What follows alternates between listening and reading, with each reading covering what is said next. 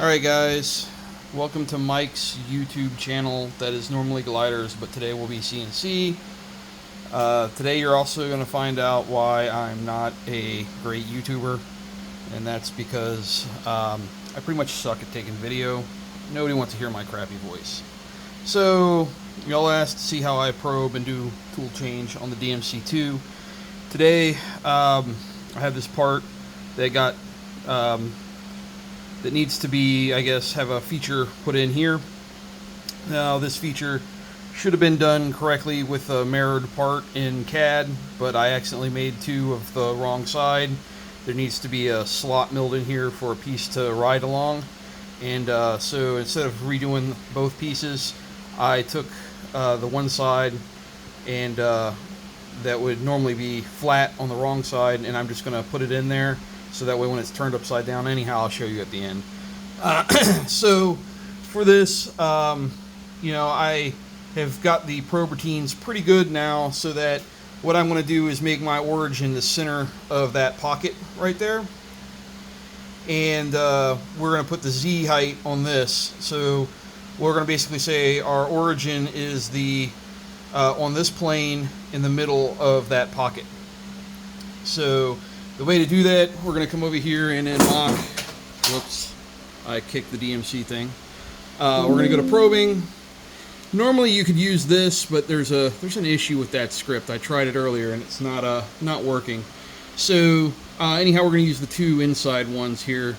So let's first do the y-axis, and you'll see that I always ask, did the probe get plugged in? So now we're probing in Y.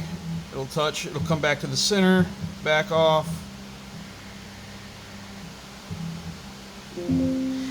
And on the PA screen, it should tell you the width. This is actually really close. I looked in CAD.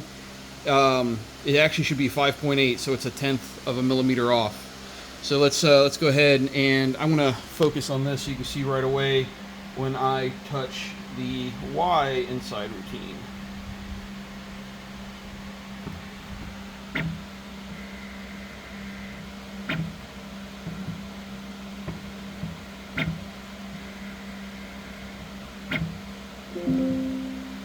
So you'll notice that it doesn't do any Z search for the inside routines. I purposely did it that way, so you know, you just get the probe about where you want it to be center-wise, and then let it go, and it'll touch off. Whereas when you're doing an outside, you normally start over the part, and then it goes over, down, comes back in and touches. So now we got the center. We're going to find the Z, and what we'll do is use our little height puck right here. And yeah, give me a second to set that up, and you'll come back. All right, welcome back. So we got 5/64 tool in there, 1/8 inch shank. What we're going to do is we're going to hit the Z probe, and that's going to come in, hit our puck, which we have in our script for height, and that'll be the same thing, touching off on the workpiece. This is going to give us our Z0, so it'll give us the point where this guy is effectively on that plane, right? All right, so give me a second to get that in there. Make sure we're not. All right, here we go. We're going to come over here and hit probe Z.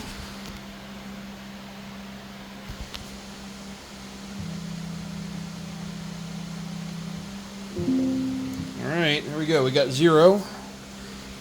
So yeah, now we're ready to run our program. This program is going to have 3 ops in it. We're going to come in, pocket around here for that slot, and then we're going to run a contour to give it a nice clean face, and then finally we're going to do a tool swap and come back to that and run a chamfer on it. So you'll get to see that tool swap. So first thing, let me go ahead, and we have the program already loaded. I have coolant turned off for this. Normally I always run coolant, but whatever. This is where we're going to want to pretty much see everything. So let me not put on the safety squints here and actually put on some real glasses. And yep, come over here. We're ready to go. And when I hit our play, we're going to actually run what Mach thinks is a tool change. And this is just a kind of like a quirk of the script, because I always keep I never actually change tools in my programs. Well, in Mach, like I never tell it like, hey, this tool is now selected. So I'm always running on tool 0. So whenever it encounters the tool change, it's going to run the tool change routine. So right now it's actually putting in tool 2, and to do that, what it's wanting to do is find the difference between the current tool and the next tool to like adjust that Z-plane start. So what it did is essentially found the offset from Z here and this here. So because it knew this is the machine coordinate of the NZ when that touched the probe. So what we're going to do now is we're going to start with this tool. So effectively, like our tool change is going to be a 0 here. So we're going to hit our start button again, and it's going to run and it's going to touch off again. But again, we don't care. It's going to be a 0, a net 0 here when it touches off. Okay.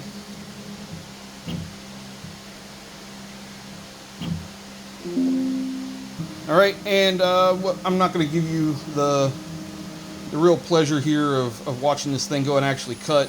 So we'll come back as soon as this op is done. All right, we're going to come back here and watch the contour op, and we'll show the tool change.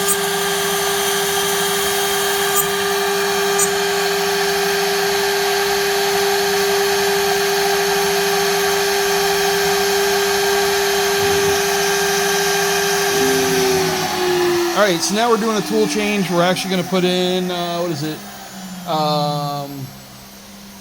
Tool 3. This is the part where I generally mess up. Remember how I said that we want to find the offset, the difference between the current Z and our new tool, right? So you don't want to make a tool change right now because we need to know what that current offset is. I know we touched off originally at the beginning, but my logic is just weird on how I did that in the actual program. So what we're doing now is we're paused. This is just a Mach thing. Whenever it hits, or actually I don't know if this is actually might even be a Fusion thing where it puts in this command. But we're going to go over to our chamfer bit now. So I'm going to hit play, and we're going to go and actually start our M6 start macro inside of Mach. I'm going to come over here, and we're going to find our current tool height.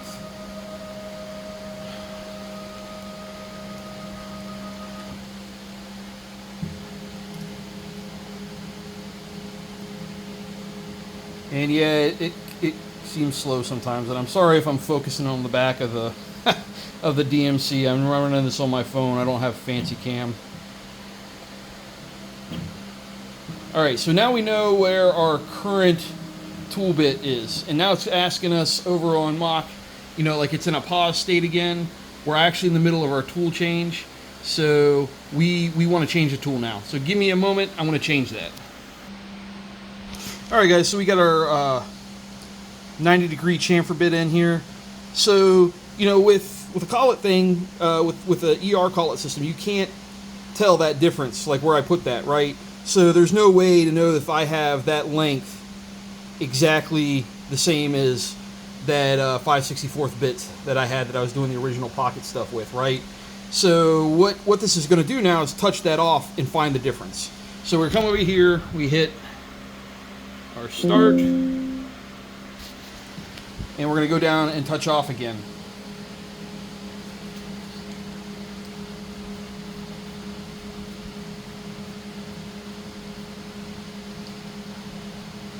Oops, sorry.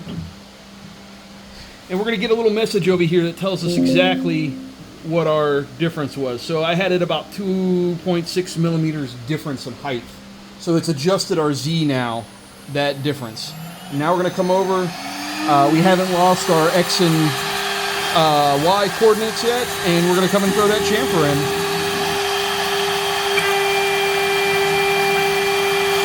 1 And man, that was horrible. So that was hopefully just bad cam. I don't know what went on there. Gosh, told you, don't follow my instructions.